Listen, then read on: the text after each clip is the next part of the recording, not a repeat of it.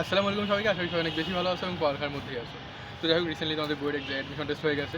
তো আশা করি বোর্ডের পরীক্ষা দেওয়ার পর অ্যাটলিস্ট তোমরা বুঝতে পারছো যে ইঞ্জিনিয়ারিং অ্যাডমিশনের কোশ্চেন আসলে কী রকম আসে, আর হচ্ছে যে কোথায় থেকে আসে, এগুলো হয়তো তোমাদের আইডিয়া পেয়ে গেছো। আর বুয়েটের ক্ষেত্রে ম্যাথটা একটু কঠিনই করছিল, যতজনের কাছে শুনছি সবাই বলছে, আমিও দেখছি। তো একটু বেশি কঠিন ছিল না, হালকা পাতলা একটু কঠিন ছিল। আর কেমিস্ট্রির ক্ষেত্রে তো কেমিস্ট্রি থিওরিটিক্যাল জিনিস দিয়েছিল, আর ফিজিক্সের ক্ষেত্রে মানে ফিজিক্সটা একটু ইজি বলা যায় ছিল। তো যাই হোক, এখন তোমরা হচ্ছে কুয়েটের জন্য কী করবো। তো এখন আমরা হচ্ছে জানবো যে তুমি কীভাবে কুয়েটের পরীক্ষা ভালো করবা, কীভাবে তুমি কুয়েটে একটা মানে সিট কনফার্ম করবা যে হ্যাঁ আমি চান্স পেয়ে গেছি, এটা কীভাবে তুমি করতে ইনশিওর করতে পারবা।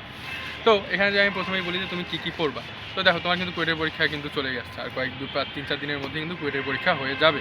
তো এই সময় তুমি কী করবে? এই সময় তুমি মাস্টার কোশ্চেন ব্যাংকটা হাতে নাও। মাস্টার কোশ্চেন ব্যাংকটা হাতে নিয়ে দেখো তুমি কী কী পাচ্ছ, কী কী পাচ্ছ না। তো যেগুলো পাচ্ছ না ওগুলো অবশ্যই সলভ করো। তারপর দেখো যে পুরো মাস্টার কোশ্চেন ব্যাংকের উপর তোমার হাত চলে আসছে কিনা। তো পুরো মাস্টার কোশ্চেন ব্যাংকের উপর যদি তোমার হাত চলে আসে, এরপর তোমার কী করা লাগবে? এরপর তোমার উদ্ভাস থেকে যে কুয়েটের বা যেখানেই করো, কুয়েটের যে কোশ্চেন ব্যাংকটা আছে স্পেসিফিক, সেই কোশ্চেন ব্যাংকটা তুমি সলভ করা শুরু করো।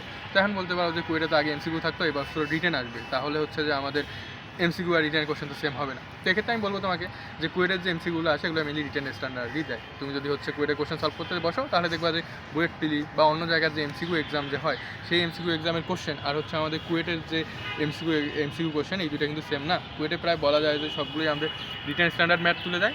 জাস্ট পুরো ম্যাথটা করার পর লাস্টে যে উত্তরটা বের হবে সেটা অপশনে দেওয়া থাকে, তোমাকে সেই অপশনটা তারপর দেখা দিতে হয়। এতটুকুই কুয়েটের ক্ষেত্রে, ঠিক আছে? তো কুয়েটের ওই এমসিকিউ এক্সামকে তুমি রিটেন এক্সাম বলতে পারো। তো কুয়েটে সম্ভবত আগে কখনো রিটেন হয়নি, এবারই হয়তো প্রথমবার রিটেন হচ্ছে। তো যতদূর জানলাম যে 45টা কোশ্চেন থাকবে পিসিএম থেকে, আর ম্যাথে হচ্ছে 50 মার্ক থাকবে। এখানে 45টা কোশ্চেনে 450 মার্ক থাকবে। তো এক্ষেত্রে মোস্ট প্রবাবলি তোমাদের হয়তো 15টা করে ফিজিক্স কেমিস্ট্রি ম্যাথ থেকে থাকতে পারে। তো এক্ষেত্রে তুমি হচ্ছে কুয়েটের যে কোশ্চেন ব্যাংকটা তোমার আছে, তোমার মাস্টার কোশ্চেন ব্যাংক যদি ভালোভাবে করা হয়ে থাকে, তারপর তুমি কুয়েটের কোশ্চেন ব্যাংকে চলে আসো। আর বুয়েটে যেরকম কোশ্চেন দেখছো, কুয়েটে হয়তো এতটা কঠিন কোশ্চেন করবে না, কুয়েটেও অত কঠিন কোশ্চেন নাও করতে পারে। কিন্তু কথা হচ্ছে যে কুয়েটে যদি প্রশ্ন কঠিন করে, তাহলে কী টাইপের কঠিন করবে। তো তোমরা যারা বুয়েটে অ্যাডমিশন টেস্ট দিয়েছো, তারা হয়তো বুঝতে পারছো যে বুয়েটের কোশ্চেনটা আসলে কী লেভেলে কঠিন থাকে। ওইভাবে কিন্তু মানে কী বলবো, যে একদম কঠিন করে দেওয়া থাকে না। এখানে মেনলি হচ্ছে তোমার হার্ডনেসের লেভেলটা ঠিক পর্যন্তই থেকে যায়। যে কোশ্চেনটা সহজেই আছে, জাস্ট একটু ট্রিক অ্যাড করে দেওয়া থাকে, যেন হচ্ছে যে তুমি স্যার দেখতে চান যে তোমার কনসেপ্ট ক্লিয়ার আছে কিনা। তোমাদের কনসেপ্ট ক্লিয়ার থাকে, ওই ট্রিকটা তুমি ধরতে পারবা। বুয়েটের কোশ্চেন এইভাবে কঠিন দেওয়া থাকে। কিন্তু কুয়েটের ক্ষেত্রে যদি কোশ্চেন কঠিন হয়, তাহলে কুয়েটের ক্ষেত্রে কিন্তু ট্রিক দিয়ে কোনো কোশ্চেন কঠিন করবে না।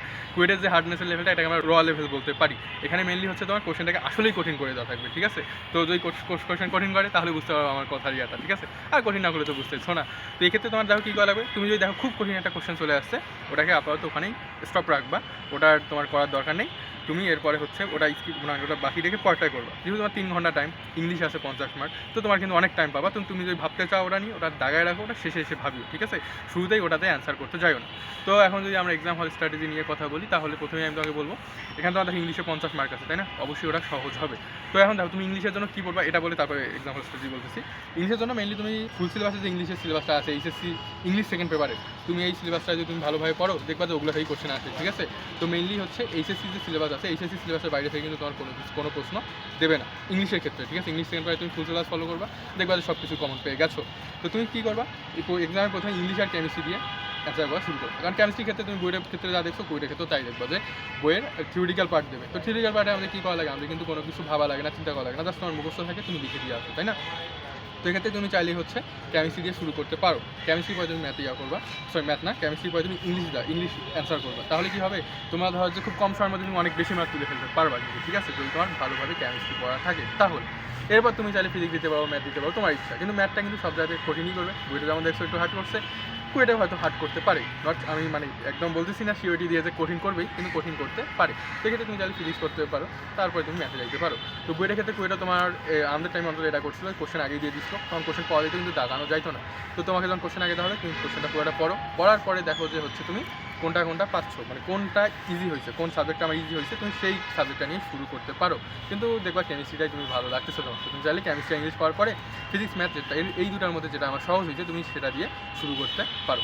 তো আশা করি তোমরা এটা বুঝতে পারছো যে এক্সাম হলে কীভাবে করবা। আর কী পড়বা, এটা তো ওই পুরানা কথাই আমি আবারও বলবো, মাস্টার কোশ্চেন ব্যাংকটা খুব ভালোভাবে শেষ করো। মাস্টার কোশ্চেন ব্যাংক যদি তোমার মনে হয় যে হ্যাঁ আমি মাস্টার কোশ্চেন ব্যাংকে বস হয়ে গেছি, তারপরে তুমি হচ্ছে কুয়েট স্ট্যান্ডার্ড মানে কুয়েটের যে স্পেশাল মডেল কোশ্চেন ব্যাংকটা আছে, সেটা তুমি সলভ করা শুরু করো বছর ধরে চেষ্টা করো অন্তত বিগত 3-4 বছর এটা সলভ করে ফেলো। আগে তো সিকিউরিটি ছিল, তো তখন তোমার ওখানে টাইমটা অনেক সেভ হয়ে যায়, ঠিক আছে? হচ্ছে তোমার মাস্টার কোশ্চেন ব্যাংক কুয়েটের যে কোশ্চেন ব্যাংক আছে, এই দুটো যদি পড়া হয়ে যায়, এরপর তুমি চাইলে হচ্ছে মূল বই পড়তে পারো। তো সব সাবজেক্টের জন্য মূল বই পড়তে হবে, তুমি কেমিস্ট্রির জন্য অ্যাটলিস্ট বইয়ের যে ইম্পর্টেন্ট জিনিসগুলো আছে, লাইনগুলো আছে দাগায় রাখা, এগুলো তুমি পড়তে পারো। এখন কোনগুলো দাগায় রাখা, তুমি যেগুলো নিজে পড়ার সময় দাগাইছো ইম্পর্টেন্ট লাইন সেগুলো পড়ো। তোমার যদি ধারণা না থাকে তাহলে কী করবা, বইয়ে জাস্ট নামধারী বিক্রিগুলো পড়ে নিবা। তো তোমরা হয়তো অনেকে নোট করে থাকতে পারো, তো সেক্ষেত্রে তুমি ওই নোটটা ফলো করতে পারো যে ওখানে কী কী আছে, ঠিক আছে।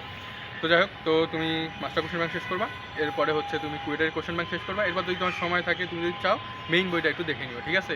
আর বা অথবা তুমি একাডেমিকের কোনো নোট যদি তোমার থাকে বা অ্যাডমিশন টাইমের নোট, এগুলো তুমি যে কোনো কিছু দেখে নিতে পারো, কিন্তু মাস্টার কোশ্চেন ব্যাংক আর কোশ্চেন ব্যাংক অবশ্যই শেষ করবে, ঠিক আছে। তাহলে দেখবা যে কুয়েটের পরীক্ষা অনেক সহজ হয়ে গেছে তোমার কাছে। আর এক্সাম হল স্ট্র্যাটেজি কি, আশা করি এটা বুঝতে পারছো। তো যাই হোক, এই ছিল আমাদের আজকের ভিডিও। আশা করি তোমরা বুঝতে পারছো যে কী কী করা লাগবে। তো সবাই পরীক্ষা বন্ধ, ভালো থাকো, সুস্থ থাকো, পড়াশোনার মধ্যেই থাকো। আল্লাহ হাফেজ সবাইকে, আসসালামু আলাইকুম।